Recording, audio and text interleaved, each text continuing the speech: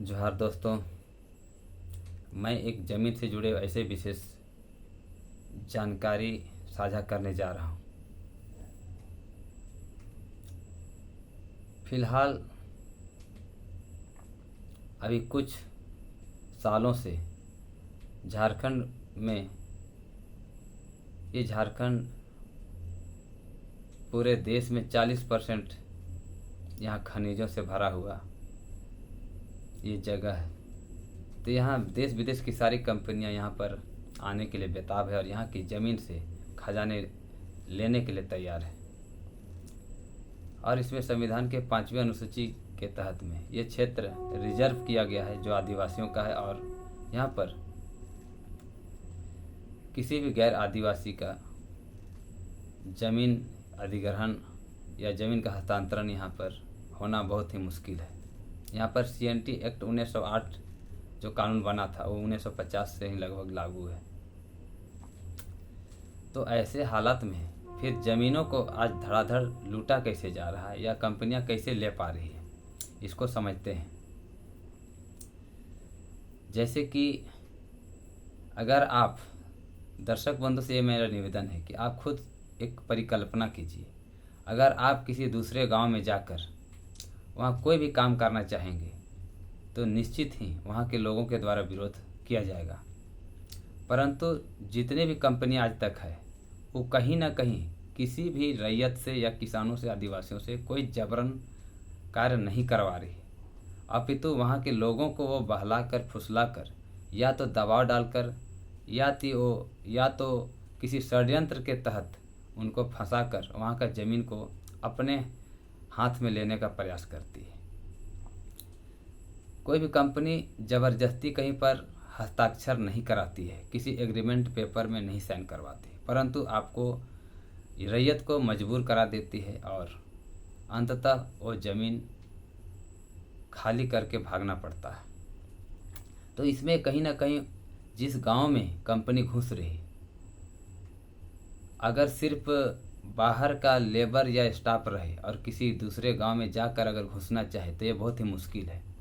इसके लिए वो कंपनियां, सारी कंपनियां सबसे पहले जिस गांव का ज़मीन को अधिग्रहण करना है उस गांव के लोगों को वो सबसे पहले टारगेट करती है। किसी पढ़े लिखे मुखिया या गार्जियन, मुख्य आदमी या गार्जियन को सबसे पहले उसको हायर करती है, उसको खरीदने का प्रयास करती है या फिर उसे तोल मोल करके उससे डील करती है। किसी भी गांव का ज़मीन को लेने के लिए सबसे पहले उस गांव के लोगों का साथ चाहिए होता है और उनके बिना अनुमति और बिना साथ का कोई भी काम प्रारंभ नहीं होता है। अभी जितने भी झारखंड में किसी भी कंपनी का एंट्री हुआ है तो कहीं ना कहीं उस गांव के लोग खुद स्वयं जिम्मेवार हैं। अगर उस गांव के लोग कंपनी को साथ न देकर कोई काम अगर उनके साथ नहीं करेंगे तो ये गारंटी है कि अगला कंपनी का कोई भी लेबर उस गांव में घुस नहीं पाएगा और काम नहीं कर पाएगा। लेकिन अभी मालूम होता है कि उस गांव के लोग स्वयं पैसे की लालच में, चंद रुपयों के लालच में उनको सहयोग करते हैं और काम करते हैं। अन्यथा कोई भी कंपनी, बाहरी लोग उस गांव में एंट्री नहीं कर पा सकते हैं। लेकिन ये सोचने के लिए और समझने के लिए और समझाने के लिए बहुत मुश्किल का चीज़ है। अगर हम लोग दर्शक बंधु अगर स्वयं किसी दूसरे गांव में जाकर अगर हम कोई भी काम शुरू करें तो बिना उस गांव के सलाह विचार के बगैर वहां पर काम करना असंभव है और ये सबके साथ होता है। तो कहीं ना कहीं अगर कोई भी कंपनियां अगर ज़मीन अधिग्रहण कर रही है या कोई भी कार्य कर रही है तो गांव का समर्थन जरूर हो रहा है, या वो पीछे रास्ते से सहयोग ले रही है या कोई खुलकर सहयोग कर रहे हैं, तभी कोई कंपनी आपके गांव में घुस रही है। अगर सारे गांव के लोग एक मत हो जाए और कहे कि हम लोग को इसमें कोई काम नहीं करना है तो कोई भी कंपनियां अकेले काम वहाँ नहीं कर सकती है विदाउट गांव के सहयोग के बिना।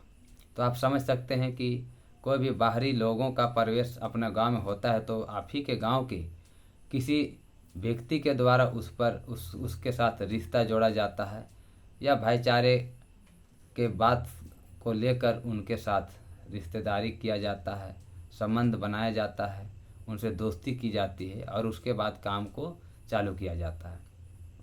तो इस तरह से कितनों ही बाहर का आदमी हो या विदेश का आदमी हो, सबसे पहले आपको अपने काम में साझा देता है और आपको कोई प्रॉफिट दिखाता है और उसके बाद शुरू होता है वहाँ से सिलसिला आगे का। इस तरह से ज़मीन अधिग्रहण खुले आम और एक ऐसी परिस्थिति बन जाती है कि आप ना उस नौकरी को छोड़ सकते हैं और ना ही अपनी जान को त्याग सकते हैं, अंततः आप फंसते जाते हैं। तो ये वीडियो बनाने का मकसद है, जो सच्चाई है उसको दिखाने का प्रयास किया हूँ।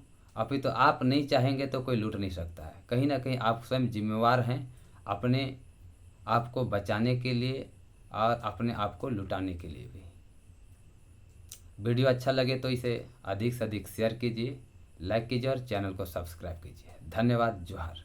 ये सारे विचार व्यक्तिगत है और ये आप सच क्या है झूठ क्या वे आप स्वयं निर्णय कर सकते हैं। धन्यवाद।